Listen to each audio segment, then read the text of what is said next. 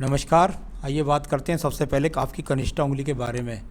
कनिष्ठा उंगली बुद्धि के स्तर को बताने वाली उंगली जब सूर्य के पहले कट तक इस तरह पहुंच जाए तो व्यक्ति अपने जीवन के अंतर्गत अच्छी बुद्धि वाला होता है, अच्छी भाषा शैली वाला होता है, दूसरे से सही व्यवहार करता है, दूसरे की बात को बड़े प्रेम से सुनता है और उसमें से बिल्कुल अच्छाइयों को छांट करके अपने पास रख लेता है। यानी कि कुल मिलाकर किसी भी बुरी संगत का शिकार नहीं दिखाई देती ये आपकी कनिष्ठा उंगली। अब बात करते हैं यहाँ पर हम कि आपकी सीधा सीधा सूर्य की उंगली पर। सूर्य की उंगली पर भले ही कोई खड़ी हुई रेखा नहीं है, तो इसका मतलब जब खड़ी रेखा ना हो तो इसको कह सकते हैं कि जो आपका इस समय सम्मान है, जो आपके सम्मान की ऊंचाई है, वो एक सामान्य किस्म की है। इसमें खड़ी हुई रेखा यदि हो जाएंगी ज़्यादा तो आपके सम्मान की ऊंचाई और ज़्यादा हो जाएगी, दूर दूर तक आपकी पहचान और ज़्यादा बन जाएगी। कुल मिलाकर के वर्तमान के अंदर आपकी सामान्य रूप से सम्मान बना हुआ है और कुल मिलाकर अपने माता पिता से भी आप साथ बनाकर चलते हैं, सहयोग उनका करेंगे, बुढ़ापे में उनकी सेवा करेंगे। शनि की उंगली देखिएगा, अच्छे धन के स्रोतों के लिए शनि की उंगली। और यहाँ पर देखता हूँ तो अपने आप में ये भी सामान्य है, यानी कुल मिलाकर के इस पर भी किसी प्रकार की आड़ी रेखा नहीं, कोई दूषित रेखा नहीं, कोई आपका धन डूबने का खतरा नहीं, तो साथ ही साथ यहाँ खड़ी रेखाएं भी नहीं, यानी कुल मिलाकर धन का ज़्यादा आवेश भी नहीं, आवेग भी नहीं, तो कुल मिलाकर के सामान्य रूप से धन की आगमन और साथ ही साथ स्वास्थ्य भी यहाँ पर ठीक है। अब बात करते हैं बृहस्पति की उंगली की। बृहस्पति की उंगली बिल्कुल एकदम शनि की उंगली के साथ चुपकर चले। व्यक्ति ईश्वर के प्रति आस्था रखता है, किसी प्रकार का कोई अभिमान नहीं करता, बड़े छोटों का सम्मान करता है। पत्नी के लिए भी पत्नी भी आएगी, उससे भी किसी प्रकार का यहाँ पर कोई संबंध खराब नहीं, और वर्तमान में कोई प्रेमिका हो तो उससे भी संबंध खराब नहीं। कुल मिलाकर के संतान का सुख सहयोग और सभी पत्नी का सुख दिखलाने वाले सभी गुण इस उंगली के अंदर विराजमान हैं। यहाँ बात करते हैं आपके बुद्ध पर्वत के बारे में। मैंने हमेशा कहा बुद्ध पर्वत पर यदि कोई रेखा नहीं भी खड़ी है, बहुत ही छोटी सी रेखा निकली है, देखिए ये भी पॉजिटिव रेखा निकली है, खड़ी हुई रेखा निकली है। पर्वत सम है, सम पर्वत है, और रेखा यदि इस तरह से खड़ी है तो सामान्य रूप से धन के आगमन निरंतर बने रहेंगे। कोई दूषित चिन्ह नहीं है, किसी प्रकार का दोष नहीं होगा, किसी प्रकार की धन के आगमन में रुकावट नहीं होगी। इस तरह का सामान्य पर्व अच्छा पर्व कहलाता है। अब बात करता हूँ आपके यश के पर्व की। सूर्य का पर्व, यश का पर्व छोटा सा ट्रायंगल्स भी बनाता है, ऊपर सीधी रेखा भी जाती है और एक साइड में भी रेखा जाती है। यानी कि हो सकता है कि शुरू में एक दो जगह नौकरियों का परिवर्तन करना पड़े, लेकिन कुल मिलाकर के जीवन में अच्छे खासा सम्मान आपको प्राप्त होगा। ऐसी यहाँ पर रेखाएं अभी बन रही हैं और आगे भी और बनेंगी। अब बात करता हूँ यहाँ धन के पर्व की। धन का पर्व और धन के पर्व को ये एक भाग्य रेखा नीचे से ही जा रही है, बाकी अभी ज़्यादा अच्छी तरीके से नहीं है। यानी कुल मिलाकर कर्म से भाग्य का संबंध अभी वर्तमान में ज़्यादा बना हुआ है। इतनी भाग्य आपका साथ नहीं दे रहा जितना आपका वर्तमान में कर्म दिखाई देता है। यानी कुल मिलाकर कर्म से आप अभी इस समय अपना भाग्य बना रहे हैं। बृहस्पति के पर्व को देख लीजिएगा। बृहस्पति का पर्व यदि व्यक्ति के पास सामान्य होता है, यानी कोई रेखा अगर खड़ी नहीं होती, तो कुल मिलाकर ये इस बात को बताता है कि आपके जीवन के अंदर आपको कोई बुरा चिन्ह भी नहीं है। आपके जीवन के अंदर सामान्य रूप से सभी चीज़ें आपको मिलेंगी। यानी आपका मकान अपना भी होगा, आपके पास छोटा मोटा वाहन भी अपना जरूर होगा, साथ ही साथ पत्नी भी मिलेगी, उसका सहयोग भी मिलेगा, ईश्वर की आस्था भी मिलेगी। यहाँ इस प्रकार सम्मान भी प्राप्त होगा। अब बात करता हूँ हृदय रेखा के बारे में। हृदय रेखा और ये कुछ आपकी थोड़ा सा हल्की हल्की रेखाओं से ऊपर नीचे हो रही है। यानी कुल मिलाकर आपको स्वास्थ्य के लिए मैं थोड़ा सा कहना जरूर चाहूँगा कि थोड़ा सा आपको स्वास्थ्य का ध्यान रखना चाहिए। यानी कुल मिलाकर के आपको अपने खान पान का या स्वास्थ्य में छोटा मोटा चलता रहता है कुछ ना कुछ, इस प्रकार की यहाँ पर या मन के अंदर थोड़ी सी कोई पीड़ा चलती रहती है, कोई टेंशन चलती रहती है। इस प्रकार के संकेत, मन में किसी के प्रति कोई बुरी भावना नहीं रखते हैं, हृदय से बिल्कुल साफ हैं, कोई हृदय का रोग नहीं है। अब बात करते हैं इसके बाद मंगल पर्वत की। मंगल पर्वत, और यहाँ मंगल पर्वत यहाँ से यदि देखता हूँ तो ये रेखा यहाँ पर इस प्रकार से छोटी छोटी रेखाएं यहाँ पर इस प्रकार से चलती हैं। इनको कहते हैं लगातार मेहनत करने वाली रेखाएं। यानी ऐसी रेखाएं जब वो जाकर के बुध पर्वत की तरफ देखें, सूर्य पर्वत की तरफ देखें, शनि पर्वत की तरफ देखें, व्यक्ति दूर से भी जुड़ता है, भाग दौड़ भी करता है, मेहनत भी करता है और धन प्राप्त करता है। तो इनको कर्म रेखाएं बोलते हैं। और कर्म रेखाएं जब आयु रेखा को काटती हैं तो इसको ऐसा बोलते हैं कि भाई व्यक्ति अपनी आयु में बहुत मेहनत कर रहा है। आइए बात करता हूँ आपकी सीधा बुद्धि रेखा की। बुद्धि रेखा भी थोड़ा सा पीड़ित है और आखिर में इस तरीके से चली गई। यानी अगर देखें तो कुछ ना कुछ वैसी मानसिक टेंशन आपके दिमाग के अंदर चलती रहती है। इस प्रकार को दिखलाने वाली आपकी ये बुद्धि रेखा है। यानी वर्तमान में कुछ ना कुछ मन के अंदर अशांति है, इस प्रकार को दर्शाती है। बाकी बुद्धि की कोई भी कमी नहीं है। ये मंगल पर्वत के द्वितीय पर्व से निकलने वाली रेखा है। ये भी मेहनत के लिए जानी जाती है। कुल मिला करके जहाँ मेहनत करते हैं, कर्म करते हैं और उसका फल प्राप्त करते हैं। किसी प्रकार के झगड़े झंझटों और मुकदमों का कोई सामना नहीं करना पड़ेगा। देखिए नीचे का चंद्र पर्वत बिल्कुल एकदम क्लियर। जब चंद्र पर्वत इतना क्लियर हो तो व्यक्ति का दूर स्थानों से संबंध नहीं बनता। यानी कि मैं कह सकता हूँ घर परिवार से व्यक्ति ज़्यादा दूर नहीं जाता, विदेश में नहीं जाता। इस प्रकार की यहाँ पर इन रेखाओं को दर्शाने वाली ये रेखाएं यहाँ पर हैं। तो अभी तो ये आपके जीवन के अंदर ज़्यादा भागदौड़ आपको नहीं करा रही हैं। अब बात करते हैं इसके बाद में आपकी अन्य रेखाओं के बारे में। देखिए व्यापारिक रेखा, ये रेखा तो वो वाली है जो चंद्र पर्वत को बनाए। मैंने कहा शुक्र पर्वत से चंद्र पर्वत को रेखा बनाए संबंध, तो व्यक्ति अपने जीवन के अंदर संसाधनों को बहुत चाहता है। साथ ही साथ इतनी सारी रेखाएं जब ये इस प्रकार से काट करके आपकी भाग्य रेखा को चलती हैं, मस्तिष्क रेखा को काटती हैं, तो ये एक तरह का मानसिक उद्वेग, मानसिक टेंशन को दर्शाने वाला क्षेत्र है। तो मानसिक टेंशन से आपको मुक्त रहना है।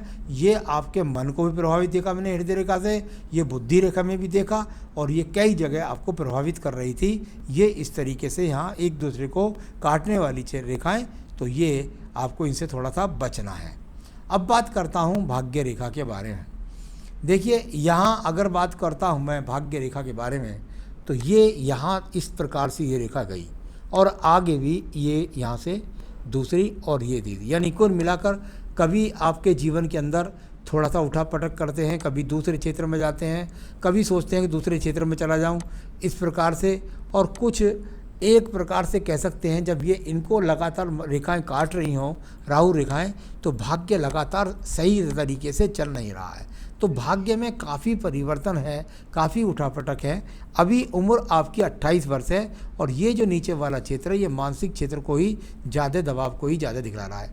जहाँ आपकी वर्तमान में एज चल रही है वहाँ मैं ज़रा रेखा को ड्रॉ करता हूँ। देखिए आपकी उम्र इस समय 1992 का जन्म है आपका, तो 28वें वर्ष में आप है। यानी कुल मिलाकर के 28वें वर्ष, ये इस रेखा को तो मैं आयु रेखा को तो बाद में खींचूँगा, पहले आपकी भाग्य रेखा में 28वें वर्ष में जाता हूँ।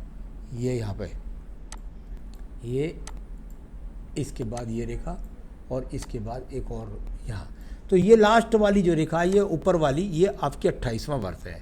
इसके बाद से ठीक चल रहे हैं, फिर दिखता है लगभग जाकर 37 से 38वें वर्ष में कोई कार्य परिवर्तन या कोई किसी भी प्रकार का स्थान परिवर्तन। तो इस प्रकार से बहुत ज़्यादा आगे तक नहीं, लेकिन कुल मिलाकर भाग्य रेखा लगातार चल रही है और अभी जहाँ हैं इस जगह से कोई ज़्यादा स्थान परिवर्तन का योग दिखाई नहीं पड़ता।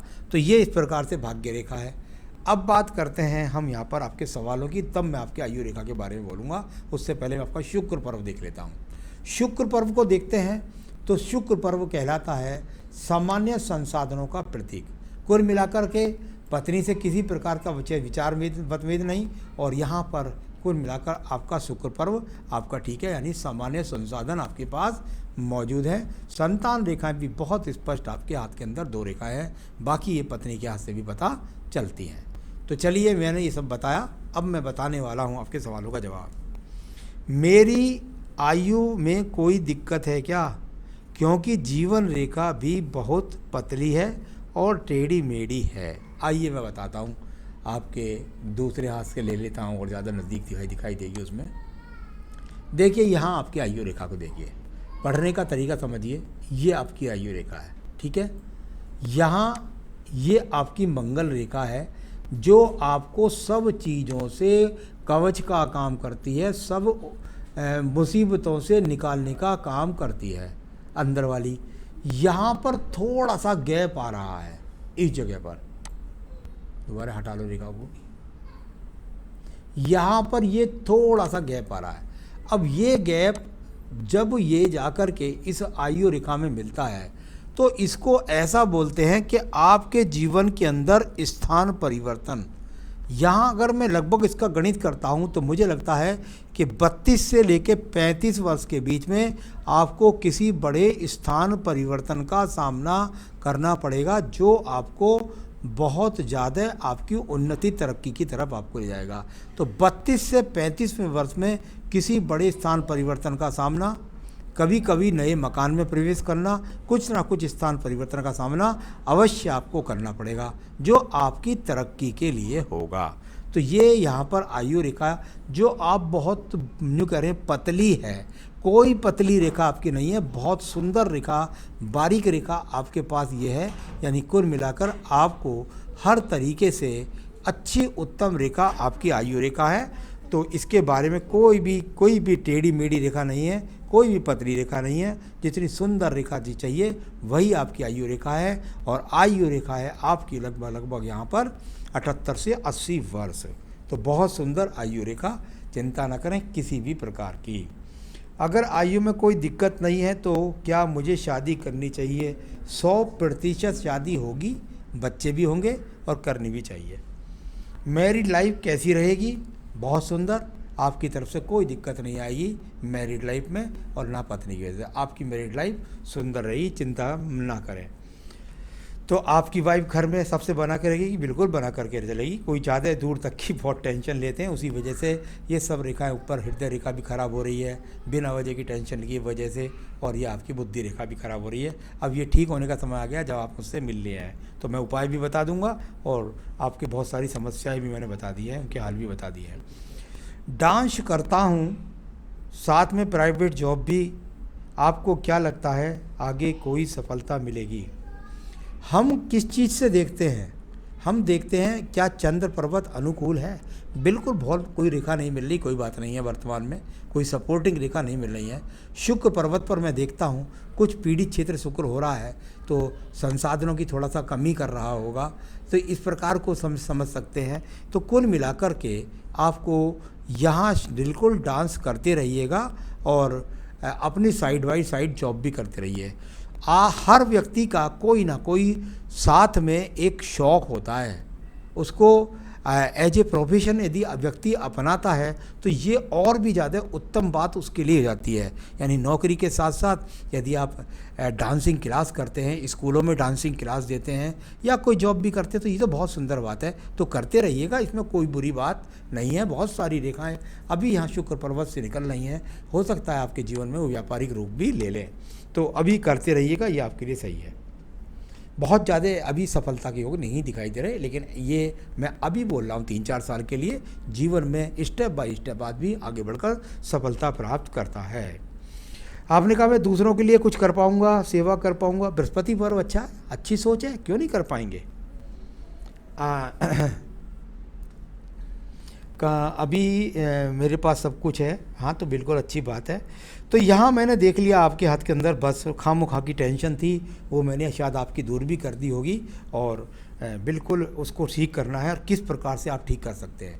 आप बस अपना लीजिए देवी कवच। देवी कवच अगर आप रोज़ पढ़ेंगे आपकी मानसिक ताकत बढ़ेगी, रोग आपके पास नहीं होगा, आपको अपने क्षेत्र में सफलता मिलेगी, सब प्रकार से संपन्नताएं आपके पास आ जाएंगी। तो देवी कवच नित्य अपनी पूजा में करें। और आपका रत्न बनता है फायर ओपल, जो आपके संगीत क्षेत्र में जैसे सलमान खान पहनते हैं, इसी प्रकार से आपके यहाँ पर बनता है फायर ओपल, जो आपको डांस की प्रतिभा को बढ़ाएगा, आपकी ख्याति को बढ़ाएगा, आपकी प्रसिद्धि को बढ़ाएगा, आपका विवाह कराएगा, आपके आकर्षण को बढ़ाएगा। तो ये आपका रत्न पहनिएगा फायर ओपल। आपको मिल जाए तो ठीक है, नहीं मिले तो आप मुझसे संपर्क कीजिए, मैं फायर ओपल की अंगूठी बनाकर आपके स्थान तक पहुँचा सकता हूँ। आप जीवन में तरक्की करें, सुखी रहें, यही मेरी शुभकामनाएँ। नमस्कार।